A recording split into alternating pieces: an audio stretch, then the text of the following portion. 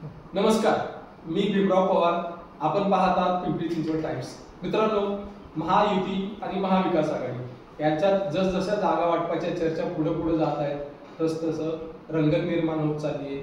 पिंपरी चिंचवड शहरात सुद्धा 3 विधानसभा मतदारसंघात काय परिस्थिती निर्माण होणार, कोणत्या राजकीय पक्षाला जागा सुटणार या संदर्भात आता चर्चा सुरू झालेल्या आहेत. पण महाविकास आघाडी आणि महायुतीमध्ये असं ठरलेलं सूत्र आहे की ज्या पक्षाचा आमदार आहे त्या पक्षाला ती जागा सुटणार. म्हणजे भाजपचा विद्यमान आमदार असेल तर तो मतदारसंघ भाजपलाच सुटणार हे ठरलंय. राष्ट्रवादी काँग्रेस अजित पवार गटाचा आमदार असेल तर राष्ट्रवादी काँग्रेस अजित पवार गटालाच सुटणार. आणि एकनाथ शिंदे जे शिवसेनेचे आहेत त्यांचा आमदार असेल तर त्यांना सुटणार हे ठरलेलं आहे. तीच परिस्थिती महाविकास आघाडीची, म्हणजे ज्या पक्षाचा आमदार त्या पक्षाला ती जागा सुटणार. असं असताना पिंपरी विधानसभा मतदारसंघावर 2 दिवसापूर्वी भाजपने दावा ठोकला. भाजपचे 2 विधान परिषद आमदार आहेत जे पिंपरी विधानसभा मतदारसंघातील आहेत. पहिल्या त्या उमाताई खापरे आहेत आणि दुसरे अमित गोरखे. या दोघांच्या उपस्थितीत भाजपच्या पक्ष कार्यालयात बैठक झाली. त्या बैठकीत सर्वांनी एकमताने पिंपरी विधानसभा मतदारसंघात दावा ठोकला असं सांगण्यात आलं. आणि पिंपरी मतदारसंघात तर सध्या राष्ट्रवादी अजित पवार गटाचे आमदार आहेत अण्णा बनसोडे. असं असताना भाजपने कसं काय मतदारसंघावर ठोकला हा चर्चेचा संपूर्ण विषय झालाय. अख्ख्या पिंपरी चिंचवडच्या राजकारणात हा चर्चेचा विषय ठरलाय. आता हे पिंपरी मतदारसंघ आता पिंपरी चिंचवडच्या राजकारणातला कळीचा मुद्दा ठरलेला आहे. पिंपरी मतदारसंघात काय परिस्थिती निर्माण होते याबाबत सर्वांना आता जास्त उत्सुकता लागली. कारण एकीकडे महाविकास आघाडीत सीमा सावळे यांना उमेदवारी मिळावी म्हणून शहरातले काही बिल्डर, राजकारणातले ठेकेदार आणि बाकी 2 नंबरचे धंदेवाले सगळे सीमा सावळे यांच्या पाठीशी उभे राहिले. त्यांना उमेदवारी मिळावी म्हणून कोट्यवधी रुपये देण्यासाठी तयार झाले. ते पण कोणाला? थेट उद्धव ठाकरे आणि शरद पवारांना यांनाच मॅनेज करायची त्यांची तयारी आहे. त्यासाठी फिल्डिंग लावल्याचं सांगितलं जातंय. असं असताना आता भाजपने पिंपरी विधानसभा मतदारसंघ मागितल्यामुळे महायुतीमध्ये मिठाचा खडा पडलाय. म्हणजे पिंपरी मतदारसंघ हा कळीचा मुद्दा होत चाललाय दिवसेंदिवस. हेच परिस्थिती जर भाजपने पिंपरी मतदारसंघावर दावा ठोकला असेल तर मग राष्ट्रवादी अजित पवार गटाने भोसरी आणि चिंचवड विधानसभा मतदारसंघात केलं वेगळा निर्णय घेतला तर मग काय परिस्थिती निर्माण होईल. तर एकंदरीत हे सगळं बघितलं तर महायुतीमध्ये जे काही चाललंय ते वरून दिसतंय ते सगळं आलबेल दिसतंय तसं नाही अशी परिस्थिती एकंदरीत आहे. चिंचवड विधानसभा मतदारसंघात पण राष्ट्रवादी काँग्रेस अजित पवार गटाचा दावा आहे पण तो मतदारसंघ त्यांना सुटणार नाही त्यांनाही माहिती आहे. शेवटपर्यंत प्रयत्न करत असतील त्याबद्दल काही दुमत नाहीये. चिंचवड मतदारसंघात भाजपच्या अश्विनी लक्ष्मण जगताप हे आमदार आहेत विद्यमान, त्यामुळे तो मतदारसंघ भाजपला सुटणार. भाजपचे शहराध्यक्ष शंकर जगताप हे आमदारकीचे उमेदवार आहेत, त्यांनाच भाजपची उमेदवारी मिळेल हे जवळपास निश्चित मानलं जाते. किंवा त्यांच्या नावावर शिक्कामोर्तब झाल्याचंही सांगितलं जाते. त्यामुळे त्यांची तयारी जोरदार सुरू आहे. तिथे चिंचवड विधानसभा मतदारसंघात महायुतीला जर भाजपला जागा सुटली हे सुटणारच आहे त्यामुळे तिथे अजित पवार गटाला भाजपचंच काम करावं लागणार आहे. हीच परिस्थिती जर भोसरी विधानसभा मतदारसंघाचा विचार केला की जसं पिंपरी विधानसभा मतदारसंघात ह्या भाजपच्या दोन्ही आमदारांना वाटतं की राष्ट्रवादी काँग्रेसचे आमदार अण्णा बनसोडे यांच्या विरोधात वातावरण आहे तर तशीच परिस्थिती भोसरी विधानसभा मतदारसंघात आहे. भोसरी विधानसभा मतदारसंघात सगळ्यात जास्त विरोधी वातावरण कोणाच्या विरोधात असेल तर विद्यमान आमदार महेश लांडगे यांच्या विरोधात आहे. त्यांच्या मतदारसंघात झालेला प्रचंड मोठा भ्रष्टाचार, प्रत्येक कामातला भ्रष्टाचार असेल, दहशत असेल, त्यांच्या वागणुकीची पद्धत असेल, या सर्व बाबीवरून तिथल्या मतदारसंघात नाराजी आहे. मग त्यांच्या विरोधात नाराजी आहे म्हणजे राष्ट्रवादीने असं म्हणायचं का की भाजपचे आमदार महेश लांडगे यांच्या विरोधात वातावरण आहे त्यामुळं मतदारसंघ हा राष्ट्रवादी काँग्रेस अजित पवार गटाला मिळावा.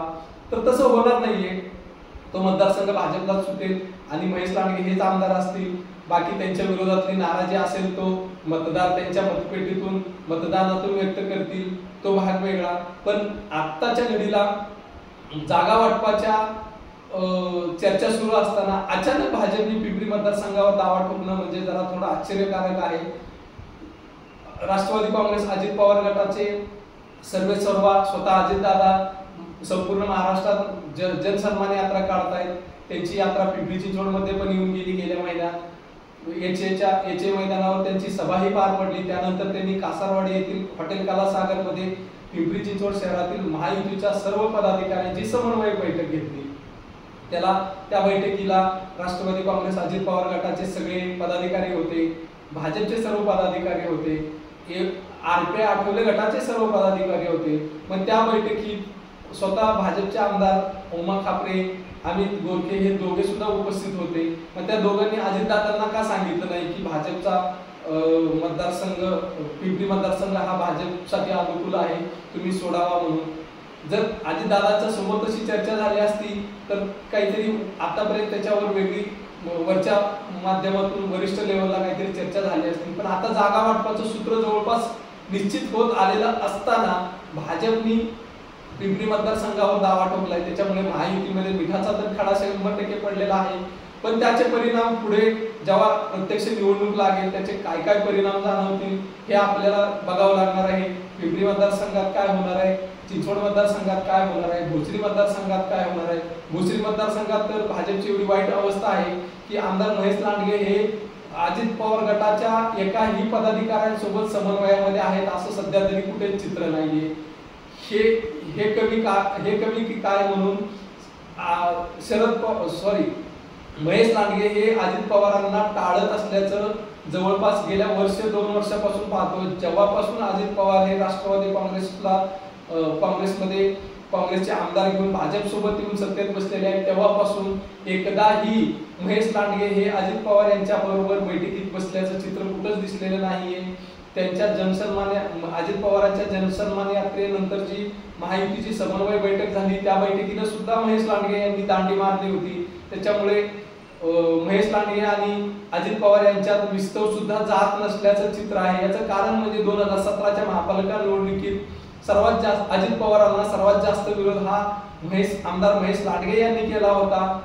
नको बारामती नको बारामती ही टॅगलाईन घेऊन त्यांनी अजित पवार यांना जोरदार विरोध केला होता। मग तोच विरोध अजित पवार यांच्या डोक्यात कायम असू शकतो किंवा त्यांच्यात राजकीय वितुष्ट इथपर्यंत झालेला आहे की ते एकमेकाच्या समोर येऊ पण शकत नाही। मग याचे परिणाम येत्या विधानसभा निवडणुकीत दिसू शकतात। भोसरी विधानसभा मतदारसंघात, चिंचवड विधानसभा मतदारसंघात सुद्धा तीच परिस्थिती आहे। भाजपचा आमदार असल्यामुळे मतदारसंघ भाजपला सुटेल।